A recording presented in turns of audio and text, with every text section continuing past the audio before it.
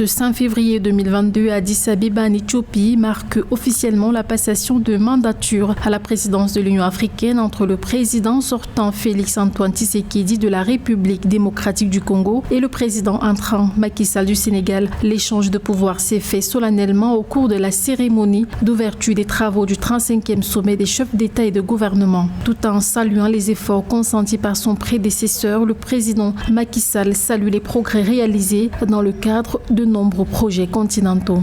Alors que notre Union célèbre son 20e anniversaire cette année, nous pouvons être fiers des progrès accomplis dans le cadre d'initiatives majeures telles que le NEPAD, le PIDA, le MAEP, la Vision 2063, la réforme institutionnelle, la Grande Muraille Verte, la ZLECAf et plus récemment notre riposte coordonnée contre la pandémie Covid-19. Pour le président sortant Félix-Antoine Tshisekedi, il appelle ses pairs à la mobilisation afin d'accroître les efforts déjà entrepris pour lutter contre la pandémie de Covid-19, ceci en autonomisant l'Africa CDC. Il préconise également une relance de la croissance des économies africaines dans le but d'assurer l'avenir des populations. L'ouverture des travaux du sommet de l'Union africaine était aussi l'occasion pour le président Félix-Antoine Tshisekedi de militer pour la paix en Afrique.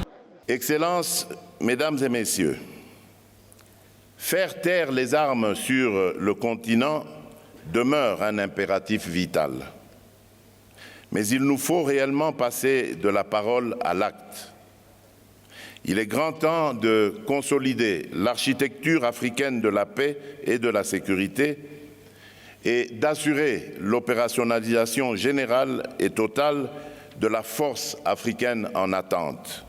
Parmi les temps forts qui auront marqué cette cérémonie des chefs d'État, il y a eu la remise solennelle du Grand Prix panafricain de littérature à la franco-camerounaise Oswald Lewat et la désignation du président Félix-Antoine Tshisekedi comme champion de la masculinité positive de lutte contre les violences basées sur le genre pour l'Union africaine.